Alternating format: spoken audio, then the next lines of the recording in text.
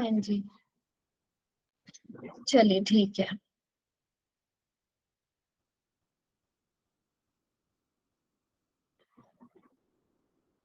अभी लोग इतना लेट आएंगे तो मैं कैसे ज्वाइन कर पाऊंगी आपको।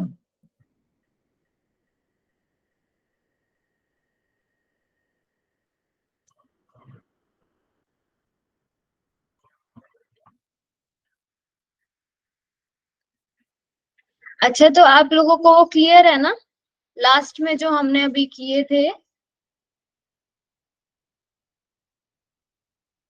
जो हमने लास्ट में पढ़े हैं सारे, वो क्लियर है आप लोगों को? पूरा सोशल मीडिया और उसकी जो ईयर्स वगैरह है, वो सब।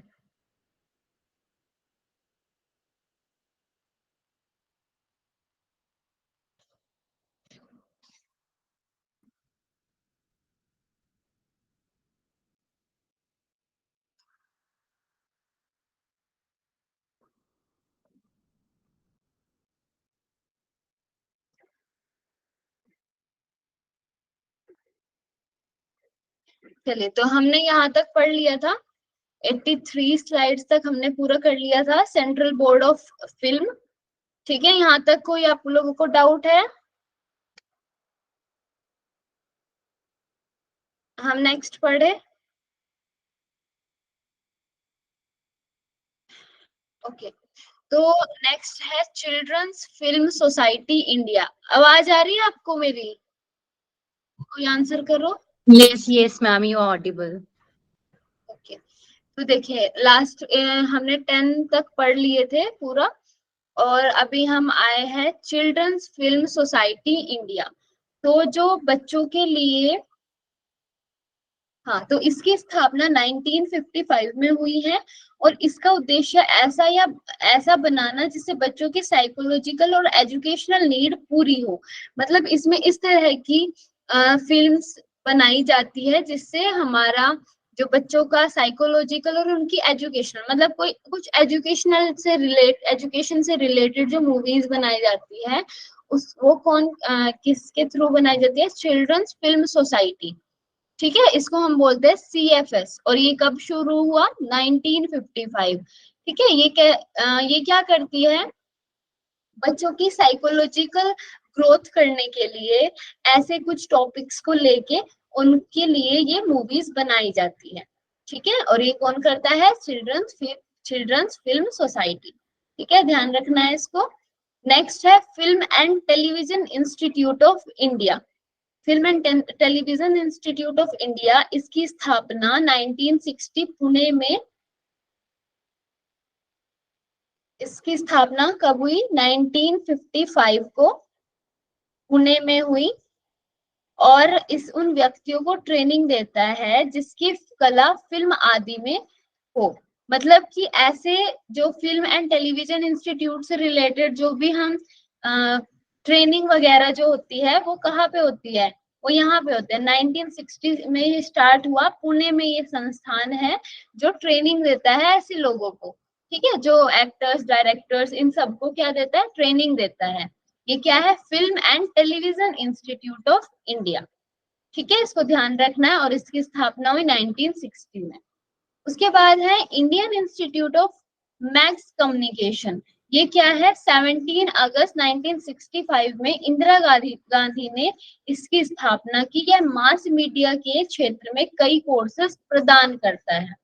ठीक है, इसकी निगरानी भारत सरकार करती है, भारत सरकार करती है। ठीक है, भारत नहीं, भारत सरकार करती है। मतलब ये क्या है? IIMC, ये एक सबसे पहली तो बात इसमें कि 17 अगस्त 1965 में ये शुरू हुआ, और इसकी स्थापना किन्होंने की?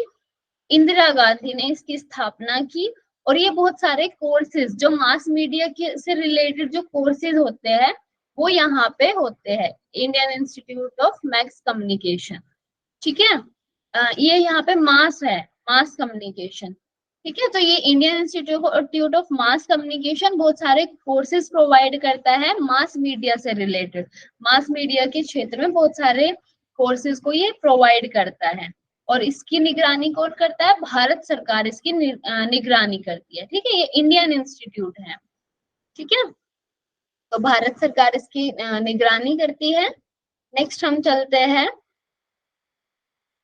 सूचना व प्रसारण मंत्रालय। एक ये मंत्रालय है सूचना व प्रसारण मंत्रालय। यह आजादी के बाद स्थापित हुआ है। ठीक है, कब स्थापित हुआ है? आजादी के बाद, मतलब 1947 के बाद।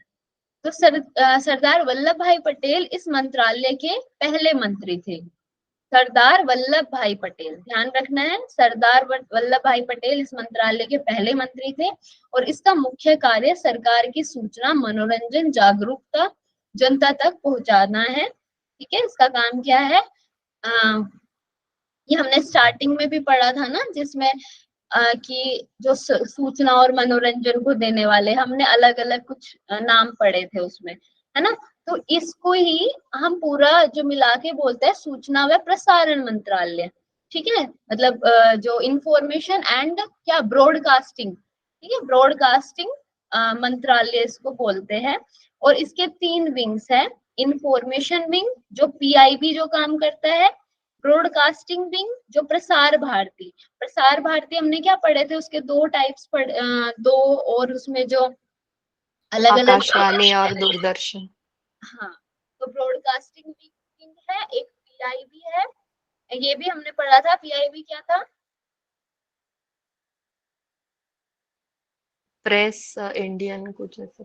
ब्रॉडकास्टिंग, है ना। तो ये पीआईबी हमने पढ़ा था, जो इंफॉर्मेशन विंग है, एक ब्रॉडकास्टिंग विंग है मतलब प्रसार भारती, और लास्ट थर्ड है फिल्म विंग। ठीक है, जिसमें वो आएगा कि आपका जो अनरिस्ट्रिक्टेड मूवीज, वो सारे जो रूल्स वो सब आते हैं। तो ये 3 विंग्स है सूचना व प्रसारण मंत्रालय के। ठीक है, एक बार इनको हम वापस चेक करते हैं कहाँ कहाँ पे था। ये देखिए, ये क्या, ये था प्रेस इंफॉर्मेशन ब्यूरो। ठीक है, पीआईबी। और इससे पहले वाला था, इससे पहले वाला था ये, है ना, प्रसार भारती, जिसमें जिसके अंदर आकाशवाणी और दूरदर्शन ये दोनों आते हैं। ठीक है, और नेक्स्ट है हमारा पीआईबी, जो पीआईबी विंग बताया, इसमें क्या है? Press information bureau. ये क्या काम करता है? ये भारत सरकार की सारी जो इंफॉर्मेशन है, जो नीतियां, रूल्स, लॉज जो भी है, उन सबको यहाँ पे हमें प्रसारित करता है, यहाँ पे हमें देता है। ठीक है, प्रिंट या इलेक्ट्रॉनिक मीडिया के थ्रू। अब नेक्स्ट हमने पढ़ा क्या? फिल्म वाला जो था, सेंट्रल बोर्ड ऑफ फिल्म। ठीक है, थर्ड विंग इसका ये है। ठीक है, तो ये पूरा किसमें आता है? सूचना व प्रसारण मंत्रालय में। नेक्स्ट आता है हमारा, तो यहाँ तक हमारे ये पूरे कंप्लीट हुए, जितने भी हमें अलग से पढ़ने थे कम्युनिकेशन से रिलेटेड, सोशल मीडिया से रिलेटेड। और अब हम आते हैं कुछ इंपॉर्टेंट टर्म्स पे। उसके बाद हमारा ये कंप्लीट हो गया है सिलेबस। उसके बाद अच्छा, सम इम्पोर्टेंट टर्म्स में क्या है? सिंक्रोनस और असिंक्रोनस, ये हमने पहले भी पढ़ा है। आप लोग में से कोई बताओ मुझे, सिंक्रोनस क्या होता है?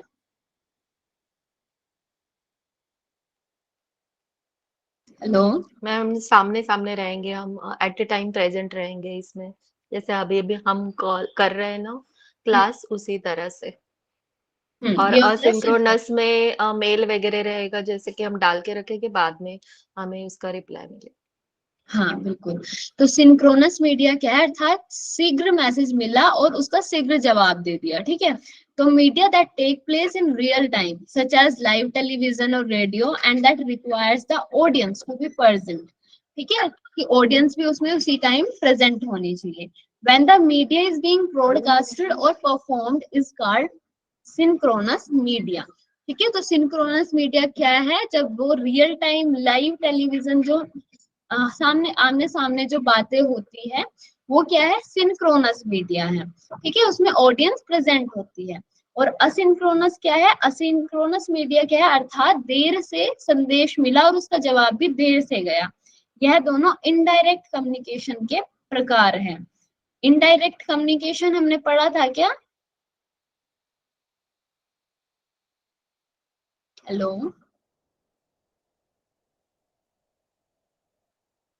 डायरेक्ट इनडायरेक्ट तो याद नहीं आ रहा है हमें।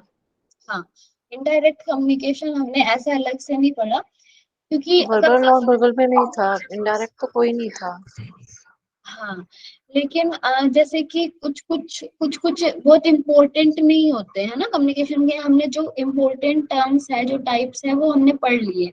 लेकिन ये इनडायरेक्ट कम्युनिकेशन भी उसका एक प्रकार है, जिसमें ऐसा बताया गया है कि जो सिंक्रोनस और असिंक्रोनस का इसमें एग्जाम्पल दिया गया है कि हम जब सामने सामने बात करते हैं, और असिंक्रोनस जब हम बाद में हमें जब आंसर मिलता है, ठीक है, तो ये दोनों चीजें इनडायरेक्ट कम्युनिकेशन में है। इनडायरेक्ट कम्युनिकेशन को आप लोग एक बार पढ़ना, ठीक है, क्या है ये। ऐसे अलग से तो मैंने भी इसको नहीं पढ़ा, बट ये इसमें एक नोट की तरह दिया गया है, तो एक बार आप लोग को इसको देखना है इनडायरेक्ट कम्युनिकेशन क्या है, ठीक है। आप लोग इसको चेक करना अगर बुक में मिले तो, ठीक है, फिर हम इसको डिस्कस कर लेंगे। अगर आपको आंसर मिलेगा, नहीं तो मैं आपको आंसर दे दूंगी इसका। अब इसके बाद क्या है, media that does not require the audience to assemble at a given time in order to use it is called asynchronous media, ठीक है। जब हमें बाद में ऐसा ना हो कि हमें ऑडियंस सामने मिल रही है, ऐसा नहीं होता। जब जैसे इसका एग्जांपल क्या है कि हम प्रिंटेड मटेरियल और रिकॉर्डेड ऑडियोज और वीडियोज से जब हम सुनते हैं, वो है असिंक्रोनस मीडिया, ठीक है। ये आप लोगों को समझ में आ गया होगा। नेक्स्ट हम देखते हैं टाइम शिफ्ट, मैम ठीक है। इनडायरेक्ट जैसे communication, sorry ma'am, indirect communication में मैंने अभी जो इंटरनेट पे देखा गूगल करके, उसमें वो कह रहे हैं कि स्पीकर जो है वो क्लियर नहीं करता कि उसकी इंटेंशंस क्या है, उसकी फीलिंग्स क्या है। कहते हैं ना कि दो द्विमुखी बात कर जाना, या फिर बड़ी ही अंधेरे में रह के बात करना, क्लियर बात ना करना। जो हम कई बार हम देखते हैं ना, जैसे मीडिया में हो या वैसे भी, अगर हम कभी नोटिस करते हैं कि हम क्लियर बात नहीं बोलते, इनडायरेक्टली बोल के चले जाते हैं उस बात को। तो इनडायरेक्ट कम्युनिकेशन में एक तो ये है, इसमें जो यूज होता है, this communicator will use a tone voice tone of voice, body language, gestures and facial expressions to get their point across। जैसे कि कभी हम eyebrows raise करते हैं, hand gesture करते हैं, जैसे हमें तो पता ही नहीं किसने क्या किया, लोग कहते हैं डबल कोट्स करने वाला, जो आजकल ट्रेंड में करते हैं। थोड़ा बॉडी लैंग्वेज, किसी का नाम नहीं लेंगे पर सलमान भाई की जैसा वो कर देंगे, एक्टिंग कर देंगे कि like we are targeting him और समथिंग लाइक दैट। तो आज के टाइम जैसा लोग करते हैं, नाम तो लॉरेंस लेंगे, then they do something with Salman. तो इस तरह का कुछ डिफरेंट जेस्चर्स शो करना, लेकिन डायरेक्ट वर्ड्स यूज ना करना। ये ज्यादातर तब यूज करते हैं जहाँ पे आपने कई कई बार नोटिस करा होगा कि स्पेशली जो बड़े लोग की हस्ती हैं, उनको पता है, उनके पास कोई प्रूफ नहीं है, बट एवरीवन नोज किसने क्या किया है। तो हम इनडायरेक्टली यहाँ बोल के चले जाते हैं जहाँ नाम नहीं आता, और डायरेक्टली हम उसको अप्रोच नहीं करते उस जगह पे। तो बिल्कुल क्लियर कम्युनिकेशन हो गया ना। अगर मैं जैसे मैं कहूँ कि हम अगर कहीं आज के टाइम पे बहुत सारे केसेस हैं, अगर हम कहें कि दिल्ली में देखिए क्या हाल हो रहा है, पॉलिटिकली बहुत ज्यादा इस तरह की बातें होती हैं। एग्जाम्पल की इसमें नीड भी नहीं है, पॉलिटिकली बहुत इस तरह की बातें होती रहती है। ठीक है, तो ये इनडायरेक्ट कम्युनिकेशन में आता है। तो सिंक्रोनस और असिंक्रोनस तो दोनों ही इनडायरेक्ट कम्युनिकेशन में इन्होंने बता दिए, इसका मतलब ये है। तो फिर डायरेक्ट कम्युनिकेशन में क्या होगा, मतलब हम जब साफ साफ सामने, मतलब देखो इसमें हाँ जी, हाँ सिंक्रोनस। जी, बिल्कुल क्लियरली एक एक वर्ड को किसी के ऊपर, जैसे कि अगर हम किसी किसी एक पर्टिकुलर चीज के ऊपर बात कर रहे हैं, तो हमने उस पर नाम लेके, डेट लेके, इस तरह से जैसा हम किसी के ऊपर बात कर रहे हैं। अब इंटरव्यू में अगर हम बात कर रहे हैं, और इंटरव्यू में लेकिन मैंने बहुत इनडायरेक्ट तरीके से सारी बातें कह दी, तो वो तो नहीं आएगा ना, वो इनडायरेक्ट कम्युनिकेशन के अंदर आ गया। जहाँ साफ और स्पष्ट तरीके से हर चीज को रखा जा रहा है, वो इस तरह की कम्युनिकेशन डायरेक्ट में आ गई, इसलिए इन दोनों को इसके अंदर रखा गया।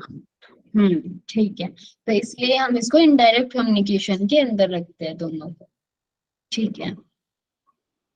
ठीक है, चलो ये यही पे क्लियर हो गया। अभी हम देखते हैं टाइम शिफ्ट। तो टाइम शिफ्ट क्या है, किसी प्रोग्राम को रिकॉर्ड कर लेना और उसके बाद में देख लेना। जैसे कि the recording of an audio और video event usually by the audience to be watched later at a time other than when it was originally broadcasted is called time shift. Setting a VCR to record a favorite program is an example of time shifting. जैसे कि क्या होता है जब कोई नई movie आती है तो वो जैसे वो हॉल में लगती है, ठीक है, कोई हॉल्स में देखने जाते हैं तो वो क्या करते हैं, वो अपने खुद से अपने फोन से उस जो हॉल में जो वीडियो चल रही है उसको रिकॉर्ड कर लेते हैं, है ना, और उसको बाद में वो लोगों मतलब और लोगों को भी देते हैं या खुद भी देखते हैं. तो ये एग्जाम्पल है टाइम शिफ्ट का, मतलब जो भी सामने चल रहा है उसको ही रिकॉर्ड करके और उसके बाद उसको सुनना, उसके बाद उसको देखना. ठीक है, ये होता है टाइम शिफ्ट. मतलब किसी भी रिकॉर्डेड ऑडियो वीडियो या इवेंट को रिकॉर्ड कर लेना और फिर उसके बाद उसको देखना दूसरे टाइम पे, ओरिजिनल टाइम पे ना देख के दूसरे टाइम पे उसको देखना, ये है टाइम शिफ्ट. ठीक है, इस टर्म को आपको ध्यान रखना है. जैसे कुछ क्वेश्चन इस तरीके के आ जाते हैं, हमें एक जैसे हमने उस दिन लास्ट डे पढ़ा था, परसों हमने पढ़ा था एक क्वेश्चन, तो वो ऐसे ही था जिसमें टाइप मतलब ऐसे इस तरीके से दे देते हैं टर्म्स को, फिर नीचे दे देते हैं ये किस में आएगा, है ना, टाइम शिफ्ट या ये सिंक्रोनस असिंक्रोनस. तो इसको आपको ध्यान रखना है टाइम शिफ्ट को. ठीक है, उसके बाद है सर्विलेंस. सर्विलेंस क्या है, मैसेज की निगरानी करना. Primarily, the function of mass communication is to provide information about the process, issues, events, and other development in the society. तो सर्वेलेंस क्या है, जो हमारे जो मैसेज है, जो इंफॉर्मेशन है, इश्यूज, जो इवेंट्स जो भी हुए हैं उन पर निगरानी जो करता है उसको हम बोलते हैं सर्वेलेंस. ठीक है, ठीक है, समझे आप लोग इसको. मतलब मास कम्युनिकेशन का काम क्या है, इंफॉर्मेशन देना हमें. ठीक है, कुछ भी किसी भी इशू से रिलेटेड किसी भी तरह का इंफॉर्मेशन देना. ठीक है, और उसी को जो उस इंफॉर्मेशन की जो निगरानी करता है, मतलब उसको संभाल के रखता है कि हाँ यही हमें सही बिल्कुल न्यूज जानी चाहिए, तो उसको हम बोलते हैं सर्वेलेंस. मैसेज की निगरानी करना, उसको बोलते हैं हम सर्वेलेंस. ठीक है, मैम ये तो लॉन्ग टर्म हुआ ना, समथिंग लाइक फॉर इयर्स और समथिंग लाइक दैट. क्या तो कुछ लॉन्ग टर्म के लिए हुआ ना, जैसे कुछ इयर्स का कुछ मंथ्स का इस तरह से हुआ ना ये वाला, तो सर्विलेंस वाला. नहीं नहीं, इसका इस ईयर के बारे में इसमें ऐसे नहीं बताया. सर्विलेंस का मतलब ये है कि ज्यादा से ज्यादा टाइम का इसमें नहीं बताया गया सर्विलेंस में. इसका बस आप लोग ये समझो कि इसका काम होता है निगरानी करना, आपके मैसेज को क्या बोलते हैं हम उसको सेफली रखना, है ना. इसका मतलब ये होता है सर्विलेंस का. हाँ जी, कोई नहीं बोल अभी रहे हैं? वैसे वैसे अभी भी क्लियर नहीं हुआ कि एग्जैक्टली सर्विलेंस. आप लोग बताओ क्या बोल रहे हो. आप बोलिए. हाँ जी, पारिका जी आप बोल रहे हो क्या? मैम पहले तो बोल रही थी लेकिन बीच में जो बोल रही थी मैं कहती है वो पहले बोल रहे हैं. मैं कहती हूँ मुझे अभी भी क्लियर नहीं हुआ सर्विलेंस के बारे में एग्जैक्टली किस तरह के इवेंट्स या इश्यूज की जो ये इंफॉर्मेशन स्टोर करने की बात कह रहे हैं. ये हर तरह की जो भी हमारी न्यूज आती है ना, किसी भी तरह की जो ओके ओके. इंफॉर्मेशन. हाँ मैं लाइक जैसे आप कहना चाहते हैं जैसे कि टेररिस्ट का कोई अटैक होता है या कुछ होता है तो वहां पे इस तरह से कुछ हुआ तो हाँ, उस बोलते हैं ना इंफॉर्मेशन को लीक ना करना. सर्वेलेंस. ओके. हाँ बिल्कुल, जी. उसको हम बोलते हैं सर्वेलेंस. आप लोग में से किसी और कोई और कुछ बता रहे थे तो बताओ आप लोग. मैम सीसीटीवी कैमरा वगैरह जो रहता, वही हाँ वही मैं बोल रही थी, उसको भी सर्विलेंस बोलते हैं ना. हाँ हाँ, जी जी वही जी जी. जो मैसेज की या हमारी किसी भी डेटा की जो निगरानी रखता है उसको हम सर्वेलेंस बोलते हैं. ठीक है, उसके बाद है हमारी एक टर्म कन्वर्जेंस. कन्वर्जेंस क्या है, संचार के लिए अलग अलग चीजों को मिला देना. मास मीडिया में इसका उपयोग होता है, जैसे communication plus media plus internet. ठीक है, हमारे कम्युनिकेशन मतलब हमें कुछ कुछ भी कम्युनिकेट करना है, मुझे कोई भी इंफॉर्मेशन देनी है, तो उसको दो तीन चीजों को मिक्स करके जब हम किसी इंफॉर्मेशन को देते हैं उसको हम बोलते हैं कन्वर्जेंस. ठीक है, तो ये क्या है, it is the combination of computing, telecommunication and media in a digital environment. ठीक है, ये क्या है, कॉम्बिनेशन है कंप्यूटिंग, टेलीकम्युनिकेशन एंड मीडिया का एक डिजिटल एनवायरनमेंट में। जब हम किसी इंफॉर्मेशन को पहुंचाते हैं उसको हम बोलते हैं convergence. Convergence and the changes that is bringing are fundamentally changing many aspect of mass media and communication। ठीक है, तो कन्वर्जेंस की वजह से मतलब हमें बहुत अलग अलग एस्पेक्ट्स मिलते हैं, ठीक है, मास मीडिया के। जैसे कि हमें इंफॉर्मेशन, अभी भी मैं आपको कुछ इंफॉर्मेशन दे रही हूँ, तो ये क्या है, कन्वर्जेंस है, इसको हम बोलेंगे कन्वर्जेंस का, ये एक एग्जांपल है। ठीक है, मैं कम्युनिकेशन प्लस किसी मीडिया को यूज करके, मतलब जैसे फोन को, लैपटॉप को, जैसे भी मैं इस तरीके से यूज करके और इंटरनेट की हेल्प से जो कम्युनिकेशन कर रही हूँ आपको, इसको हम बोलते हैं कन्वर्जेंस। ठीक है, अच्छा, अब हमने जो एक लास्ट क्वेश्चन, कोई है जो हमने कल, सॉरी परसों, जो हमने एक क्वेश्चन किया था, गौरव जी ने वो भेजा था, आप लोग में से काफी लोग लेफ्ट हो गए थे उस टाइम, लेकिन कोई है अभी, वो यही था, वो कन्वर्जेंस पे ही था वो क्वेश्चन, सेम उसमें दिया हुआ था कि कन्वर्जेंस के बारे में, और फिर जी नीचे। मैम, वो हाँ, क्वेश्चन ये था, consider the following statements about acer convergence. हम्म, तो इसके पॉइंट्स बोलूं आगे? हाँ जी, आप बोलो। जी, it is the combining together of hmm, computing, telecommunication and media in a digital environment. पहला point. दूसरा हम्म, point, primarily the function of convergence is to provide information about the process, issues, events and the other developments in the society, which is wrong. ये आपने अभी पढ़ाया है, हाँ, ये इसका नहीं है। वो सर्वेलेंस है ना, आप लोग सिर्फ हाँ समझ रहे जी, हो इसको। जी हाँ, तो देखो आप, बिल्कुल सेम क्वेश्चन यहीं से बना है ना, सर्विलेंस को अलग दे दिया। मैं उसको परसों मैं बता नहीं पा रही थी अच्छे से, है ना, मैं बोल रही थी कि इसमें मतलब मुझे थोड़ा डाउट लग रहा है। तो अभी जब मैंने इसको नेक्स्ट आगे पढ़ा था पूरा, तो फिर एकदम मेरे वो दिमाग में आया कि हाँ, ये तो ये है कन्वर्जेंस, ये यहाँ से लिया गया है ना।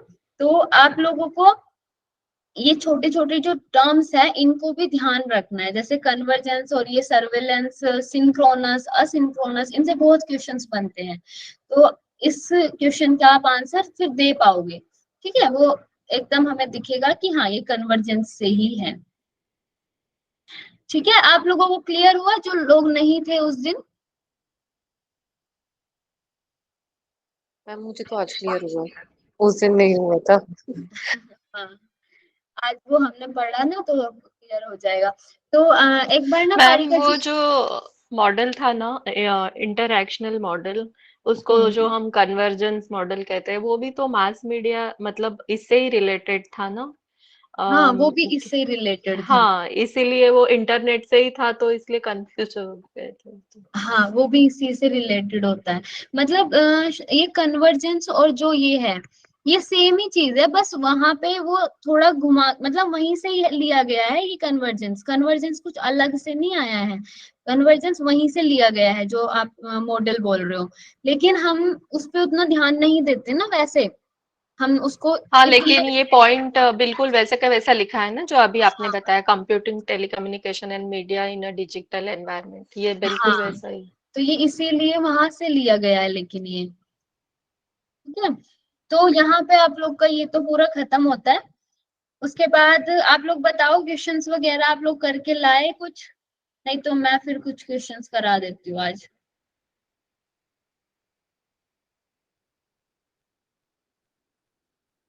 मैम इसमें कम्युनिकेशन में एक पैराफ्रेजिंग करके, वो नहीं आप पढ़ाएंगे? पैराफ्रेजिंग, अच्छा, पैराफ्रेजिंग, ठीक है, मैं उसको भी पढ़ा दूंगी एक बार। आप लोगों ने देखा वो बुक में? हेलो संध्या जी, आपने पढ़ा था क्या ये बुक में, पैराफ्रेजिंग? नहीं मैम, इस पे क्वेश्चन देखे थे मैंने एक दो, तो इसलिए मैं बोल रही हूँ। बुक का तो अच्छा, नहीं पता, मेरे पास नहीं है कोई बुक इसका अच्छा, कम्युनिकेशन के लिए। ठीक है, पैराफ्रेजिंग एक टर्म मैंने पढ़ा तो था, बट मैं अभी उसको नहीं डाल नहीं पाई थी। चलिए ठीक है, मैं उसको भी देख लूंगी। आप एक बार मुझे क्वेश्चन भेज देना पैराफ्रेजिंग से जो आए होंगे, ठीक है। जी मैम जी। और आप लोगों को जो लगता है अगर कोई पॉइंट्स छूटे हैं, आपने क्वेश्चंस कर रहे होंगे, तो फिर मैं उनको और ले आऊंगी डाल के। ठीक है, एक बार आप मुझे मैसेज कर देना अगर कोई भी ऐसे पॉइंट्स छूटे होंगे, तो वो हम लोग यहाँ पे क्लियर कर लेंगे। मेरे अकॉर्डिंग तो जितना मैंने देखा है वो यहाँ तक हो गया कंप्लीट, बट आप लोग एक बार बता देना।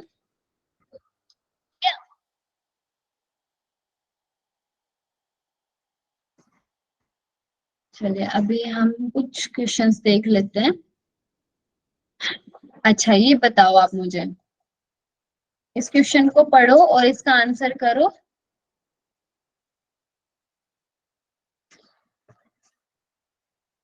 हेलो। हाँ मैम पढ़ रहे हैं। Visualization in the instructional process can not increase. क्या इंक्रीज नहीं करती है? Interest and motivation, retention and adaptation, stress and boredom, curiosity and concentration. C. Stress and boredom. D ma'am. सब लोग सी। अपने आंसर सही। सी। और किसी का कोई और आंसर तो नहीं आ रहा है मैसेज में? मैं देख नहीं पा रही हूँ क्योंकि मैसेज, आप ही बता दो मुझे। सी कर रहे हैं मैम सभी। सबने सी किया। सी पक्का क्लियर है सबको? जी। ओके। मैम एक बार बी थोड़ा सा बता देंगे, मेरी 2-3 क्लासेस लास्ट छूट गई हैं। क्या बताना है? बी वाला ऑप्शन एक बार, रिटेंशन एंड एडॉप्शन क्या होता है? रिटेंशन एंड एडेप्टेशन मतलब, रिटेंशन हम जो चीज को पढ़ते हैं उसको ही फिर वापस हम मतलब जो एक वो आती है ना, किसी चीज को दोहराने वाली बात है ना, कि हम किस चीज को किस तरीके से रिटेन कर पा रहे हैं, है ना, जो हमने पढ़ा है। जैसे हमने स्टार्टिंग से कैसे पढ़ा था, और उसके बाद मैं आपको अभी आंसर करूँ, आप कितना रिटेन कर पा रहे हो उस चीज को, ये है रिटेंशन। और एडेप्टेशन क्या होता है? किसी चीज को पूरा अडेप्ट कर लेना, है ना। तो ये सारी चीजें, इंटरेस्ट है हमारा, मोटिवेशन है, ये सब तो हमारे क्या होंगे, इंक्रीज होंगे। जब हम किसी चीज को पढ़ेंगे तो ये क्या होंगे, हमारे इंक्रीज होंगे। और स्ट्रेस और बोर्डम कम होगा। ठीक है। यस मैम, सी। हाँ, तो इसका आंसर सी है। ठीक है, नेक्स्ट हम देखते हैं। Educational TV was first introduced in India in. आप लोगों ने ये उसमें भी पढ़ा होगा, टीचिंग में भी पढ़ा होगा, पढ़ा है ये?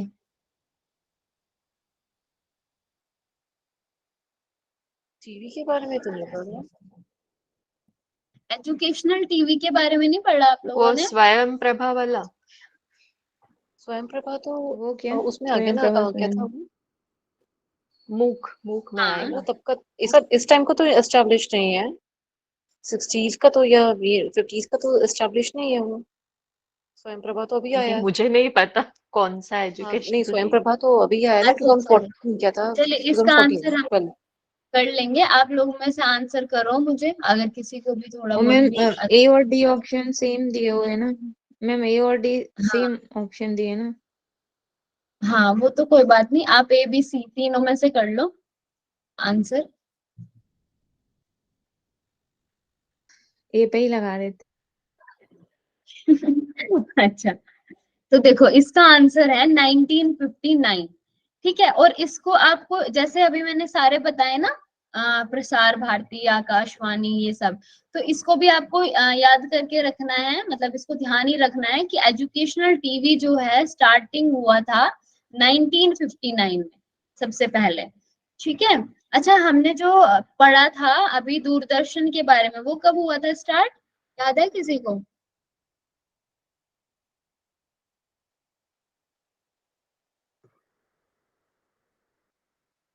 याद है किसी को? वो शायद 61 था मैम। ओके नहीं 61 का नहीं है दूरदर्शन तो लाइक मेरे पेरेंट्स भी जानते हैं, पुराना है। हाँ, स्वतंत्रता के बाद वाला ही था कुछ डेट। अच्छा, तो आप लोग को ना ये याद रखना है, ठीक है। इनको थोड़ा थोड़ा सा आप याद कर लो, मतलब एक जगह लिख लो ये पूरा, ठीक है। जैसे मैंने आपको बताया था ना कि इंस्टाग्राम तब हुआ था, स्टार्टिंग से मैंने आप लोगों को बताया था, और उन्होंने, गौरव जी ने लिखा भी था पूरा, है ना। इसी तरीके से आप ये सब भी एक बार लिख लो पूरा। आप लोग लिख लोगे ना उनके सामने, तो आप लोग को वो ध्यान रहेंगे, और सीक्वेंस में लिखोगे तो और ज्यादा जल्दी याद रहेंगे।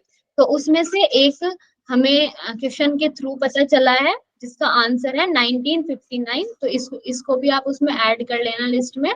एजुकेशनल टीवी जो स्टार्ट हुआ था सबसे पहले, वो 1959 में हुआ था, ठीक है। एजुकेशनल टीवी क्या होता है? टीवी की एक्चुअल स्थापना ही उस टाइम पे हुई थी, मतलब जिस तरह उस दौरान। तो एजुकेशनल टीवी से क्या मतलब है? क्योंकि इतना मुझे याद है, जब हम फिल्म का अगर हम पढ़ते हैं कि फिल्म का बैकग्राउंड क्या था, तो फिल्म का बैकग्राउंड तो अच्छे से याद है कि उस टाइम पे उन्होंने कहा था कि फिल्म्स जो थी बेसिकली एक मोटिवेशनल, एथिकल, इन इन इन इन चीजों पे बनाने वाली कहते हैं ना, शुरुआत हुई थी कि हम लोगों को मोटिवेट करें हम्म। कहानियों के थ्रू और इन सब चीजों के थ्रू। आज के टाइम की थोड़ा डिफरेंट हो चुका है, पर वो दौर शुरू इस वजह से किया गया था, फिल्म इस वजह से शुरू की गई थी।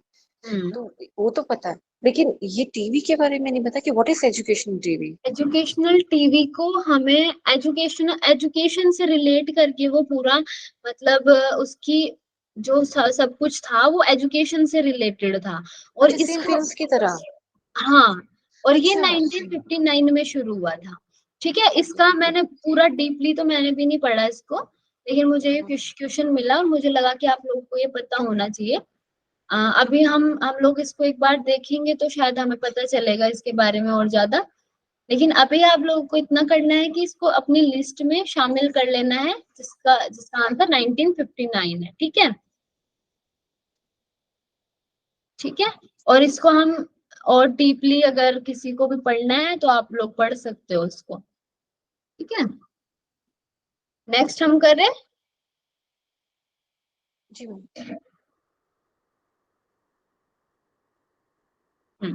तो नेक्स्ट क्या है? All are the example of the media of two way communication except. Two way communication इन सब में से सब है, बस एक को छोड़ के। वो क्या है? उसका एग्जाम्पल, उसका आंसर करो।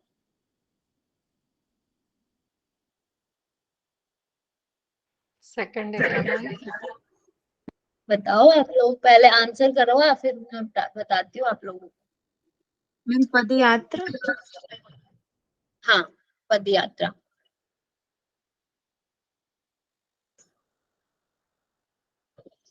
Public meeting, pad yatra, street place, procession and rallies.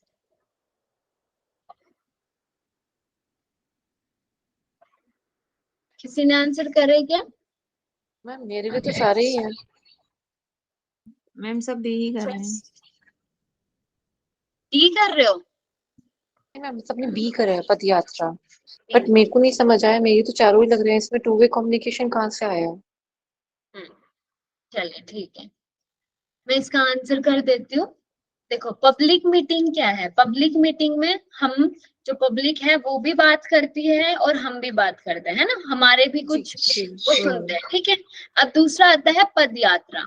जब पद यात्रा करते हैं तो पद यात्रा में भी क्या होता है, हम किसी चीज के नारे लगाते हैं, या फिर हम कुछ कुछ इंफॉर्मेशन देते हैं लोगों को, है ना। और वो लोग वहां पे हमसे, मतलब कुछ कम्युनिकेशन भी होती है पद यात्रा में, ठीक है।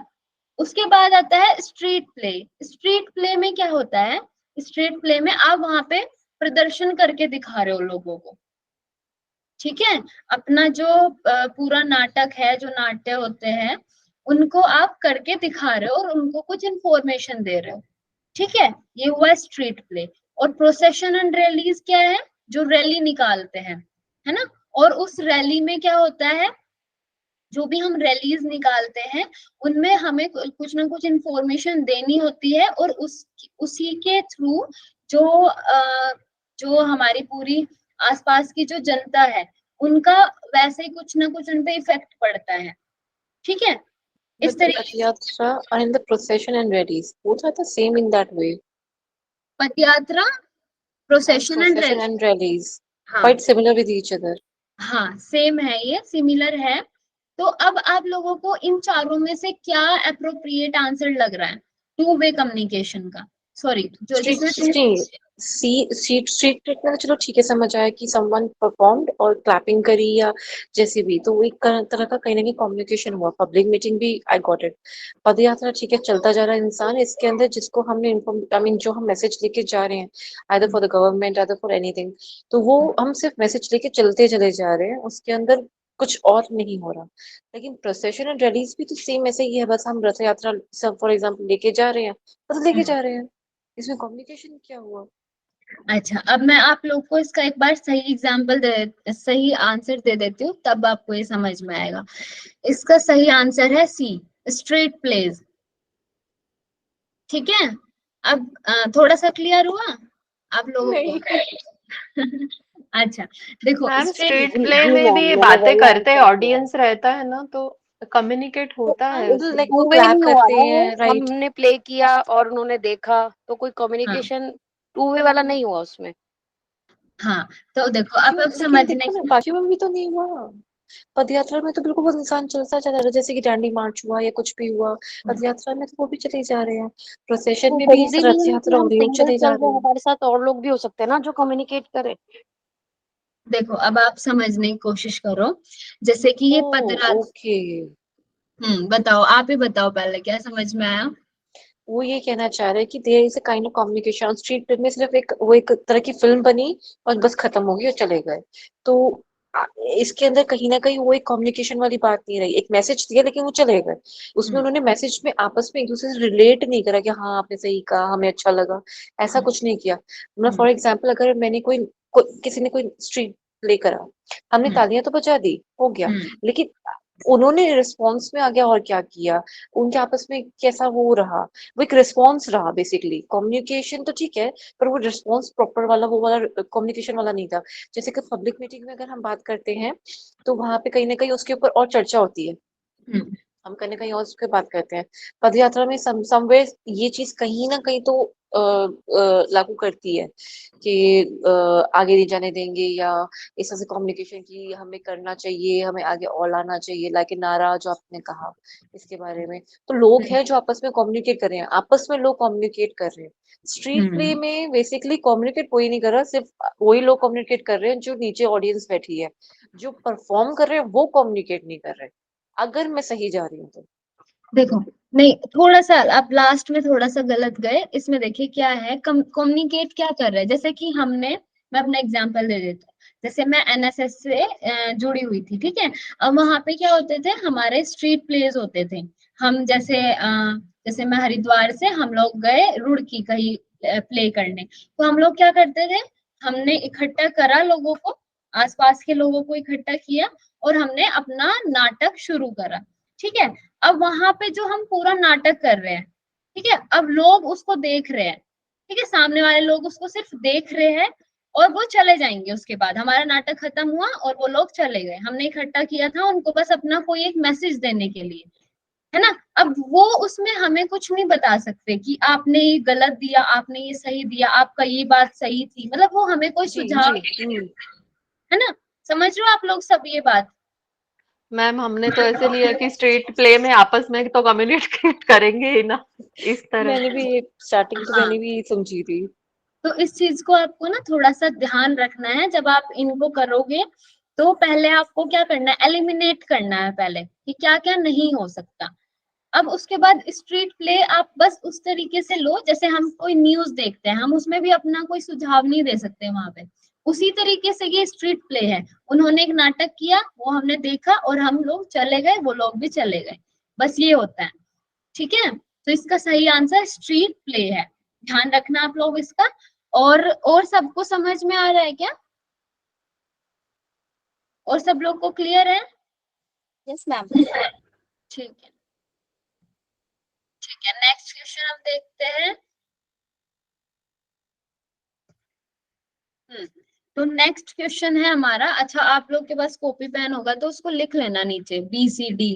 ठीक है, तो आप लोग को समझ आएगा। तो which of the following can not be a good way of communication in promoting literacy among villagers? क्या गुड वे नहीं है, ठीक है, कम्युनिकेशन को, मतलब विलेजर्स को प्रमोट, ज्यादा से ज्यादा लिटरेसी के लिए प्रमोट करने के लिए? तो पहला इसका जो वो है ऑब्जेक्टिव है, पहला है डेमोन्स्ट्रेशन, दूसरा है रीडिंग एंड राइटिंग, आप लोग लिख लो इसको। उसके बाद थर्ड है providing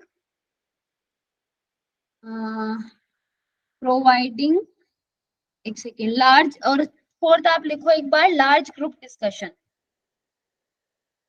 fourth large group discussion, और थर्ड मैं आप लोग को अभी बताती हूँ, एक सेकेंड।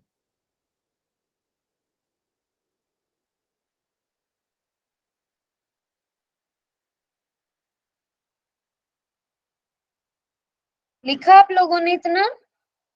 जी मैम। मैम एक बार फिर से बोलिए। हाँ, मैं एक सेकेंड बोलती हूँ अभी।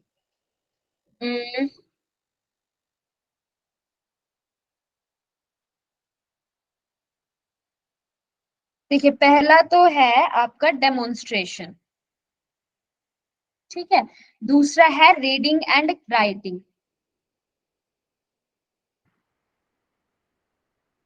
तीसरा है प्रोवाइड, यही नहीं आ रहा है, यही नहीं मिलेगा अभी मुझे,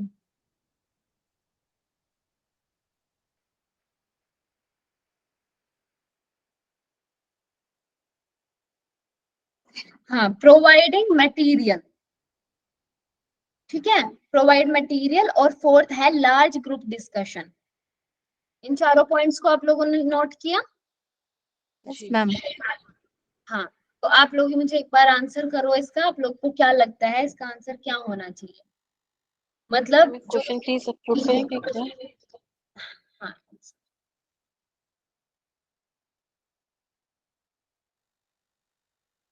थैंक यू। बताइए।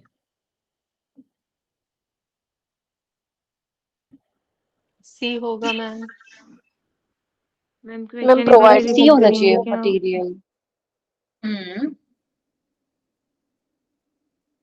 ज्यादा से ज्यादा लिटरेसी मैम को बाकी से प्रमोट करने के लिए विलेजर्स में क्या कम्युनिकेशन मेथड सही नहीं है? मैम नॉट है, नॉट नॉट। हाँ, can not be a good way of communication. सिर्फ प्रोवाइड मटेरियल करके क्या होगा मैम?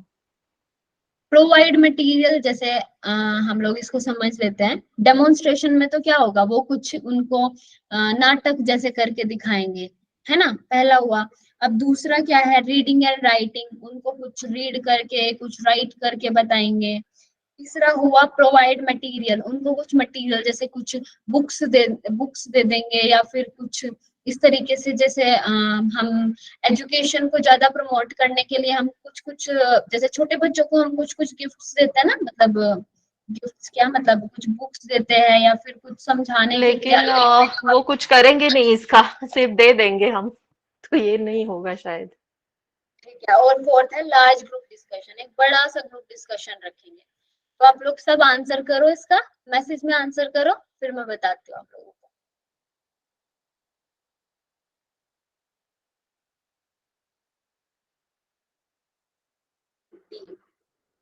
ओके,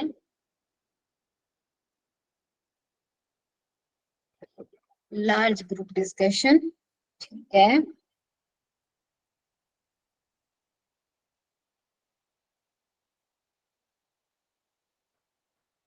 चलिए मैं आंसर करूं, आप लोग कर रहे हो और सब?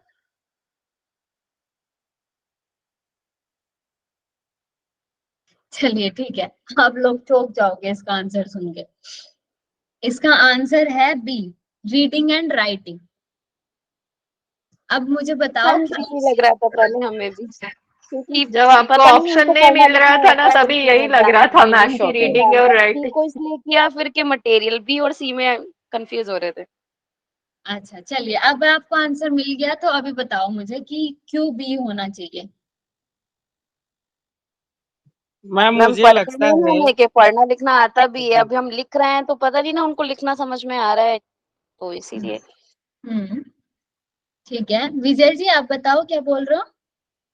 मैम मैं ये बोल रहा था कि ग्रामीण बैकग्राउंड में जाने के बाद, जैसा बहुत तरह के गांव होते हैं, जरूरी नहीं है कि वो एजुकेटेड ही हो, तो उनको राइटिंग और रीडिंग का भी जरूरी नहीं है कि नॉलेज अच्छे से हो।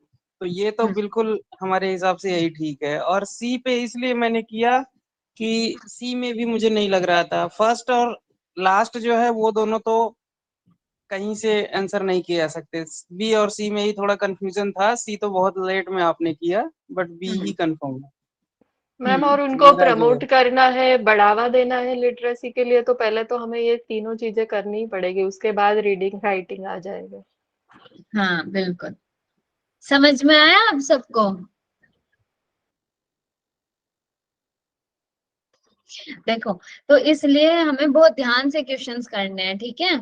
जितने हमें लगते हैं ना आसान क्वेश्चंस, उतने नहीं होते, ठीक है? तो बहुत ध्यान से हमें करने हैं, तब हमें ये क्लियर हो पाएगा। चलिए नेक्स्ट चलते मैम हैं। इसमें लगभग आंसर्स जो हैं वो सिमिलर ही दिखते हैं, इसलिए कंफ्यूजन बहुत ज्यादा होता है। हाँ वही, बहुत सारे क्वेश्चंस हमें लगता है कि ये एक जैसे से ही है, तो उसकी वजह से बहुत कंफ्यूजन हो जाता है। चलिए ठीक है, नेक्स्ट हम करते हैं the process of communication enhance through.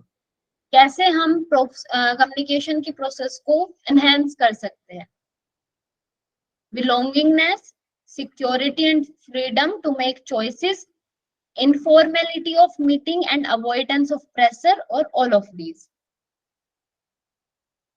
आप लोग आंसर करो, उसके बाद मैं बताती हूँ ये।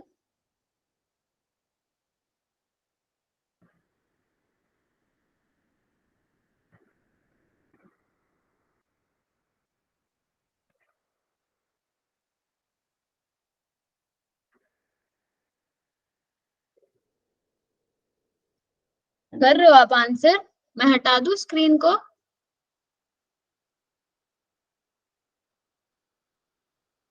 जी मैम, हाँ जी, आंसर बताओ मुझे। डी लग रहा है। डी लग रहा है ना सबको? हाँ जी, बस सभी में चलिए बहुत बढ़िया, बहुत सही आंसर है आप लोगों का। हमें कम्युनिकेशन की प्रोसेस को एनहेंस करने के लिए इन तीनों चीजों की जरूरत होती है, ठीक है? बिलोंगिंगनेस भी होनी चाहिए। हम जितना बिलोंगिंगनेस फील करेंगे सामने वाले से, हम उतना ज्यादा अच्छे से कम्युनिकेट कर पाएंगे। सिक्योरिटी एंड फ्रीडम, ठीक है? हमारी हम जैसे हम कम्युनिकेट कब कर पाते हैं? जब हमें लगे हम अपनी बातें ज्यादा से ज्यादा शेयर कब कर पाते हैं? मतलब हम सिक्योर फील करते हैं, तो हम सिक्योरिटी, मतलब सिक्योरिटी भी जरूरत है हमें कम्युनिकेशन में, और फ्रीडम, और हमें एकदम फ्रीडम मिले अपने सारे सब कुछ जो भी हमारे मन में है सारी बातों को रखने का, ठीक है? और अपनी चॉइसेस को बताने का। तीसरा है informality of meeting and avoidance of pressure, ठीक है? कि मीटिंग में जो इनफॉर्मल जो ये सब है और जो प्रेशर है उसको अवॉइड करें, ठीक है? तभी हम ज्यादा अच्छे से कम्युनिकेट कर पाएंगे। और फोर्थ है ऑल ऑफ दीज, तो इसका आंसर है ऑल ऑफ दीज, ठीक है? ये क्वेश्चन सबको क्लियर है क्या? जी ठीक है। अच्छा, हम नेक्स्ट फिर कल फिर एक और क्लास रखे क्या फिर हम लोग? आप लोग बताओ, अभी तो 6 बज गए। और आप लोग मुझे अपने कुछ पॉइंट्स भी बता देना जिनको आपको लगता है आप लोगों ने क्वेश्चंस करे होंगे, और जिनको आपको लगता है कि हमारे और होने चाहिए और ये नहीं हुए हैं।